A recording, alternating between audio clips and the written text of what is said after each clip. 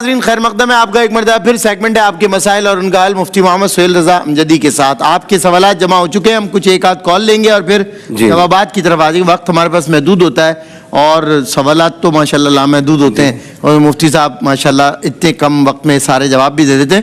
چلیں ایک کالر ہیں. السلام علیکم. وعلیکم السلام جی, کیا سوال ہے آپ کا؟ ہم نے پوچھنا تھا قیام اللیل کا کیا مراد ہے؟ قیام اللیل سے کیا مراد ہے؟ ٹھیک ہے بتائیں گے, بتاتے ہیں. اور کون ہے ہمارے ساتھ جی؟ السلام علیکم. السلام علیکم. جی وعلیکم السلام. جی کیا سوال؟ جی سوال میرا یہی ہے کہ میں نے اپنے بیٹے کی شادی کرنی ہے تو وہ جو بچی کا رشتہ لینا چاہتے ہیں نا ہم. ٹھیک ہے وہ ہو گیا, لکھ لیا ہے, ہم نے لکھ لیا ہے. بچی 17 سال کی ہے نا, لکھ لیا ہم نے. ہاں جی آپ تھوڑا انتظار کریں, جواب دیں گے. ایک اور کالر. السلام علیکم. وعلیکم السلام. جی جناب, یہ پوچھنا تھا کہ کیا پوچھنا تھا؟ جو تھا اس نے نا توبہ کی تھی, اس نے بازو پر ہے نا یہ پلیٹ وغیرہ مارے تھے. پلیٹ وغیرہ مارے تھے بازو پر. کس نے؟ بیٹے نے سوسائڈ اٹیمپٹ کیا تھا, توبہ کی. اس کی توبہ قبول ہو گئی, اس نے توبہ کی اور کچھ عرصے بعد, کچھ دن بعد وہ اللہ کو پیارا بھی ہو گیا. تو توبہ اس نے بہرحال کی ان کے سامنے, تو کیا ایسی توبہ قبول ہوگی؟ چلیں ایک اور کالر ہمارے ساتھ ہیں. السلام علیکم ورحمۃ اللہ. وعلیکم السلام ورحمۃ اللہ. جی کیا سوال ہے آپ کا؟ میرے مفتی صاحب سے نا یہ کوشچن ہے کہ نا ایک بہن کو نا 3 ماہ سے نا پیریڈز مسلسل آ رہے ہیں. صحیح تو اب یہ کہ ان کو اپنی ڈیٹ بھی نہیں پتا کہ مطلب کب نماز روزے مطلب نہیں رکھے نا جن دنوں میں, ان کو یہ کنفرم بھی نہیں ہے کہ اس سے 3 ماہ سے پہلے کب انہیں آ رہے تھے نا, تو اب ان کے لیے نماز روزہ کو کیا حکم ہوگا؟ وہ رمضان کے سارے روزے بھی رکھ رہے ہیں. اچھا 3 ماہ سے آپ کہہ رہی ہیں نہیں آ رہے ہیں, یہ کہا تھا مسلسل آ رہے ہیں. اچھا یہ کہا, اوکے ٹھیک ہے. چلیں وہ سب جوابات کی طرف آ جائیں, وقت اب کم ہے اور سوال کافی ہیں آپ کے پاس. ٹھیک ہے جی, کتنے منٹ ہے ہمارے پاس؟ تقریباً 10 منٹ ہے. ٹھیک ہے جی. بسم اللہ الرحمن الرحیم. بہن نے کہا کہ بڑا بھائی جو ہے وہ فوت ہو چکا ہے اور اس کا ایک بیٹا ہے اور اس کی بیوہ ہے, اور چھوٹے بھائی اور اس کے بیٹے کو کیا اس کی وراثت میں سے حصہ ملے گا یا نہیں؟ دیکھیں جو فوت ہوا بیٹا ہے نا, اس کا ایک بیٹا موجود ہے اور ماں موجود ہے, تو ظاہر ہے کہ ماں کو حصہ ملے گا اور اس کے علاوہ بیٹے کو حصہ ملے گا. اس کے جو فوت شدہ ہے اس کے بھائی کو یا اس کی اولاد کو حصہ نہیں ملے گا, کیونکہ بیٹا موجود ہے تو اس لیے ان کی طرف حصہ نہیں جائے گا. اگر بیٹی ہوتی تو پھر وہ بھائی کی طرف حصہ جاتا. پھر اس کے بعد جو ہے وہ انہوں نے کہا کہ مردہ عورت کو نلاتے وقت کچھ پڑھنا چاہیے. نلاتے وقت تو کچھ پڑھنا نہیں چاہیے, نلانے سے پہلے جو غسل کی دعا وغیرہ ہوتی ہے وہ پڑھ لیا کریں, اور اس کے بعد جو ہے وہ نلاتے وقت کوئی دعا نہ پڑھیں. اور پھر اس کے علاوہ یہ ہے کہ کوئی عیب دیکھیں اس پر خاموش رہیں, کوئی اچھائی دیکھیں تو اس کا پرچار کرنے کی کوشش کریں. مردہ چاہے وہ مرحوم ہے یا مرحومہ ہو, تو عیب ہو تو اس کو چھپا لیں, اور اگر کوئی اچھی بات ہو تو لوگوں کو بتائیں تاکہ اس کے بخشش کا ذریعہ بنے. پھر اس کے بعد بہن نے کہا کہ زمین بکی, رقم آئی, تو اب زکوٰۃ ادا کریں گے یا نہیں؟ زمین آپ کی بکی ہے اور رقم اتنی ہے آپ کے پاس, اتنی آئی ہے کہ وہ حد نصاب کو پہنچتی, تو عام طور پر زمین کی رقم تو اتنی ہوتی ہے کہ وہ نصاب سے زیادہ ہی ہوتی ہے عام طور پر. تو میں نصاب عرض کر دیتا ہوں, 52.5 تولہ چاندی کا نصاب جو ہے وہ تقریباً میرے خیال میں 5.5 لاکھ بنتا ہے. کتنا بنتا ہے؟ جی 52 تولہ اس وقت 5.25 لاکھ روپے. 5 لاکھ نا, تو اس سے زیادہ ہی رقم ہوگی زمین کی, اور بڑی رہیں گے. کم ریٹ بتا رہے ہیں آپ کو, ابھی نیچے آئی ہوئی ہے. جی ہاں, تو ظاہر ہے کہ اس سے زیادہ رقم تو زمین کی ہوگی. تو اگر آپ فرسٹ ٹائم صاحب نصاب بنے, سے پہلے تھے ہی نہیں, تو 20 سال گزرنے کے بعد زکوٰۃ ہوگی, اور پہلے سے آپ کا نصاب چلا آ رہا ہے تو یہ بھی اس میں مل کر آپ کو زکوٰۃ دینی ہوگی. پھر اس کے بعد جو ہے وہ انہوں نے کہا کہ بیٹے کی شادی کرنی ہے, تو جو بچی جس سے کرنی ہے وہ 17 سال کی ہے, اور ہمارے یہاں قانون ہے کہ 18 سال کا. دیکھیں قانون میں تو ہے, موجود ہے, لیکن بہرحال لڑکی بالغ ہو جائے, سمجھدار ہو جائے تو اس کا نکاح کرنا جائز ہوتا ہے شرعی اعتبار سے. جو مسئلہ ہے وہ میں نے آپ کو عرض کر دیا. باقی قانونی طور پر دیکھیں, مثال کے طور پر نکاح ہم کرواتے ہیں نا, تو لڑکا اور لڑکی موجود ہوں, ایجاب و قبول کر لیں.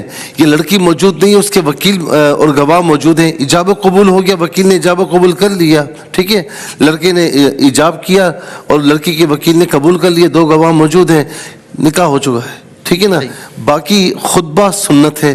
اچھا جو نکاح فارم ہوتا ہے, جو نکاح فارم ہم بھرتے ہیں, وہ ساری قانونی فارمیلٹیز ہوتی ہیں, اس کا نکاح سے کوئی معاملہ نہیں ہوتا, نکاح ہو جاتا ہے, وہ فارمیلٹیز ہوتی ہیں جو ہمیں پوری کرنی ہوتی ہیں. تو اسی طریقے سے 17 سال کی ہو, 15 سال کی ہو, 16 سال کی ہو, سمجھدار ہے تو نکاح اس کا ہو جائے گا.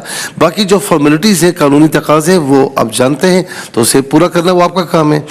پھر اس کے بعد انہوں نے کہا کہ نماز میں سورت پڑھتے ہیں, آیت سجدہ پر سجدہ کرنے کا حکم کیا ہے؟ دیکھیں, اگر اول تو یہ ہے کہ جب آپ نماز پڑھ رہے ہیں اور آیت سجدہ آ گئی تو ابھی آپ نے اور بھی تلاوت کرنی ہے, تو پھر آپ فوراً اللہ اکبر کہتے ہوئے سجدے میں چلے جائیں, 3 مرتبہ سبحان ربی الاعلیٰ کہیں, پھر اللہ اکبر پڑھتے ہوئے اوپر آ جائیں, پھر اپنی نماز کنٹینیو رکھیں, جہاں سے تلاوت چھوڑی تھی وہیں سے تلاوت آپ کریں. یہ سجدہ تلاوت ہے. اور اسی طریقے سے اگر آپ نے پڑھی اور آخری آیت سجدہ تلاوت کی تھی, آیت سجدہ تھی, یا آخری آیت سے یعنی اگلی آیت پر یہ 2 آیتوں کے بعد آپ نے رکوع کرنا ہے, تو پھر اگر آپ نے سجدہ تلاوت نہیں بھی کیا, یعنی ایک تو یہ کہ اس کے بعد آپ نے تلاوت کرنی ہے, ایک یہ کہ آپ نے بالکل اخیر میں آیت سجدہ آئی یا اس پر آپ نے رکوع کرنا ہے, یا آیت سجدہ کے بعد والی آیت پر رکوع کرنا ہے, یا اس کے بعد والی آیت, یعنی 1-2 آیتیں اور پڑھنی ہے. تو اس صورت میں اگر آپ نے سجدہ نہیں بھی کیا تو وہ رکوع اور جو ہونے والا سجدہ ہے وہ اسے قائم مقام ہو جائے گا. بالکل ٹھیک. پھر اس کے بعد جو ہے وہ, لیکن سجدہ کر لیا جائے تو بہتر ہے. اس کے بعد ایک سوال ہوا کہ بیٹی کو مرگی کا دورہ پڑتا ہے, اللہ رب العالمین اسے شفا عطا فرمائے, آپ سورہ فاتحہ 7 مرتبہ اور 3 مرتبہ فلق و ناس ولاخ 3 بار درود شریف پڑھ کے اپنی بیٹی پر دم کریں, دم کے بعد پانی پلائیں, اور ہاں 7 مرتبہ سورہ فاتحہ کے بعد 3 مرتبہ سورہ الم نشرح بھی ایڈ کر لیں, پھر اس کے بعد فلق اور ناس پڑھ لیں. پھر اس کے بعد بھائی نے کہا کہ کسی مجبوری کے تحت جو ہے وہ بیٹھ کر نماز پڑھی جائے تو کیا ہے؟ ہم نے کل بھی عرض کیا کہ اگر بیٹھنے کی بلکہ کھڑے ہونے کی طاقت نہیں ہے تو جتنی یعنی تکبیر تحریمہ آپ کھڑے ہو کر کہیں, جتنی طاقت ہے, جتنی ہے کہ آپ اس میں کھڑے رہیں.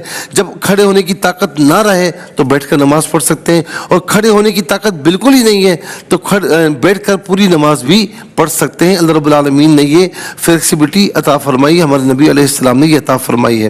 پھر اس کے بعد کہا کہ 5 سے 10 سال بلکہ 10 سے 15 سال کی نماز قضا کرنے کا طریقہ کیا ہے؟ 10 سے 15 سال کی نمازیں قضا کرنا اللہ رب العالمین آپ کو توفیق عطا فرمائے. اس میں آپ یہی نیت کریں کہ سب سے پہلے جو میں نے نماز قضا کی میں وہ پڑھ رہا ہوں. اسی طرح فجر میں, ظہر میں, عصر میں, مغرب میں, عشاء میں. پھر جب آپ فجر کی دوبارہ نماز پڑھنا چاہیں تو پھر یہ نیت کریں کہ اس کے بعد جو میں نے قضا کی, پھر اس کے بعد, پھر اس کے بعد, پھر اس کے بعد, اسی طرح آپ قضا کرتے رہیں گے. اور پھر اس کے ساتھ یہ بھی ہے کہ اس میں آپ نے جو تسبیحات رکوع کی اور سجدے کی ہیں وہ 1 مرتبہ پڑھ لیں, کافی ہو جائے گا. اور تشہد میں جب آپ بیٹھتے ہیں تو اللہم صلی علی محمد وعلی آل محمد التحیات کے بعد پڑھ کے سلام آپ پھیر سکتے ہیں. اور اس میں یہ بھی ہے کہ آپ نے سنتیں نہیں پڑھنی, فرائض اور واجبات ہی پڑھنے ہیں. پھر اس کے بعد انہوں نے کہا کہ کسی کا جوان بیٹا فوت ہو جائے تو کیا پڑھا جائے؟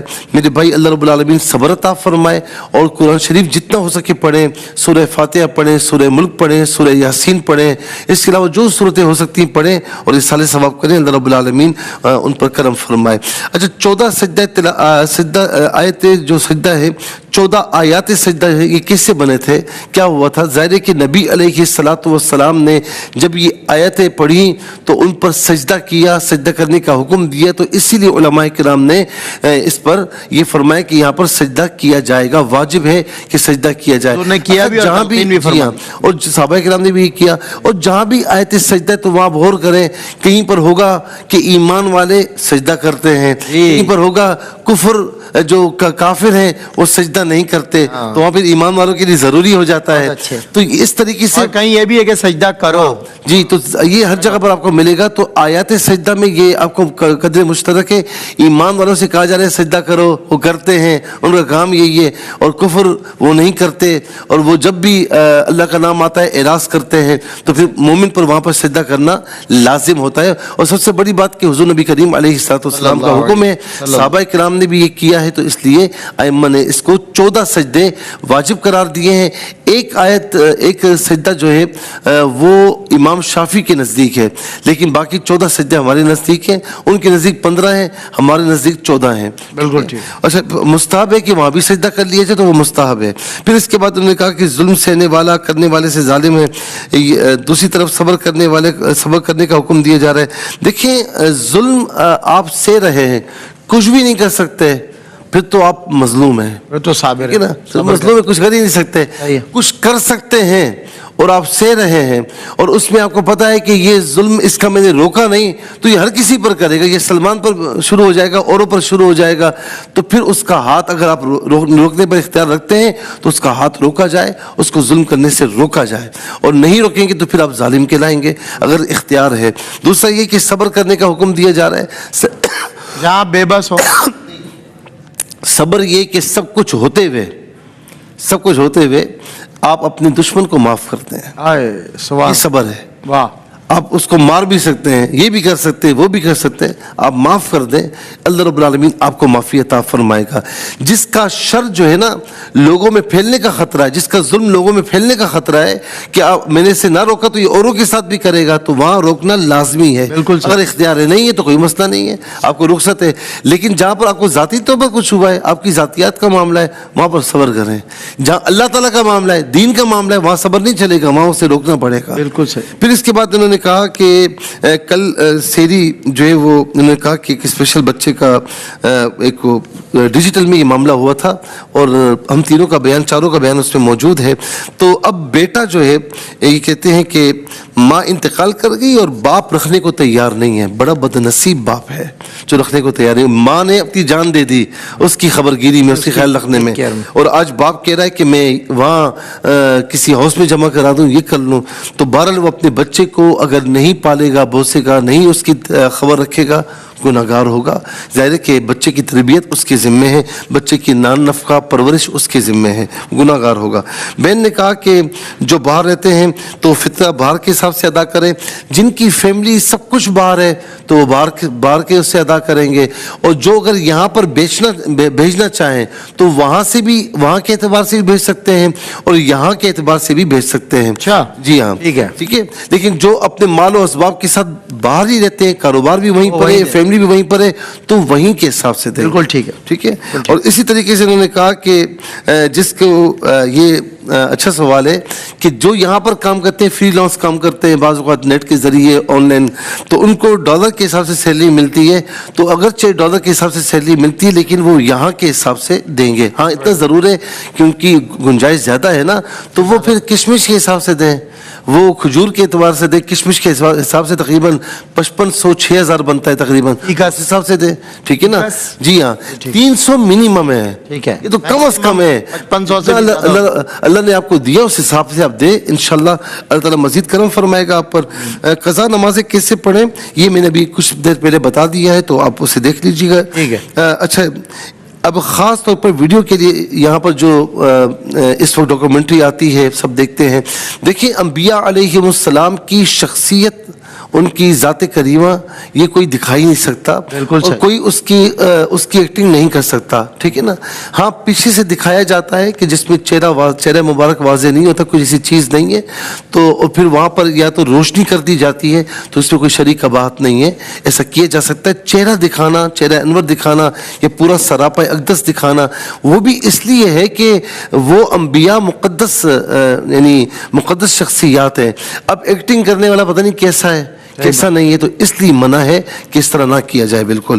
پھر اس کے بعد کہا کہ روزے کے بغیر اعتکاف کرنا، یہ جو سنت موقدہ والا اعتکاف ہے، سنت موقدہ علی الکفایہ والا، یہ آخری عشرے کا جو اعتکاف ہے یہ روزے کے بغیر نہیں ہوتا، یہ روزے کے ساتھ ہی ہوتا ہے. نفلی اعتکاف وہ بغیر روزے کے آپ کر سکتے ہیں. وضو میں چہرہ دھوتے ہیں، پانی کی قطرات قمیص پر گرتے ہیں، کوئی حرج نہیں ہے، وہ اس سے قمیص ناپاک آپ کی نہیں ہوگی. لیلۃ القدر میں قرآن مکمل نہ کر سکے تو کوئی مسئلہ نہیں ہے بعد میں کر لیں, رمضان میں کر لیں کہ یہ اچھا ہے تو رمضان میں کریں, لیکن لیلۃ القدر میں نہیں ہو سکا, بہت اچھا تھا کہ آپ کر لیتے, نہیں ہو سکا بعد میں کر لیں, کوئی حرج نہیں ہے. اچھا جی, 4 پلاٹ بنانے کے لیے لیے ہیں, جب بنانے کے لیے لیے ہیں اور بیچنے نہیں ہیں تو اس پر آپ کی زکوٰۃ نہیں ہے. 4 لاکھ آپ کے پاس پڑے ہوئے ہیں تو یہ 4 لاکھ کے علاوہ کچھ اور آپ کے پاس نہیں ہے تو یہ 52.5 تولہ چاندی کے برابر نصاب نہیں بنتا تو زکوٰۃ نہیں ہوگی. لیکن کچھ اور ہے اور یہ ملا کر 52.5 تولہ چاندی کے نصاب کے برابر بنتا ہے تو پھر آپ کو زکوٰۃ دینی ہوگی. قیام اللیل سے کیا مراد ہے؟ رات کو جو نوافل آپ پڑھتے ہیں فرائض واجبات کے علاوہ وہ قیام اللیل کہلاتے ہیں, یہ پڑھنے چاہیے, اس کا حکم بھی ہے. اسی طریقے سے فرمایا کہ ایک نے سوسائڈ کی کوشش کی اور اس کے بعد وہ مرا نہیں, انتقال نہیں ہوا, توبہ کی باپ کے سامنے, اس کے بعد انتقال ہوا تو کسی کو جج بننے کی ضرورت نہیں ہے. اللہ رب العالمین کی توبہ بالکل قبول فرمائی ہوگی, توبہ کی ہے تو قبول فرمائی ہوگی اور ان کی بخشش کی دعا کریں. ان کیس اسے توبہ نہیں بھی کی تو تب بھی آپ بخشش کی دعا کر سکتے ہیں, اس میں کوئی کبات نہیں. اور آخری سوال ہے, بہن کو 3 ماہ سے مسلسل کہتی ہیں پیریڈز آ رہے ہیں, اس طرح مسلسل پیریڈز میری بہن نہیں ہوتے.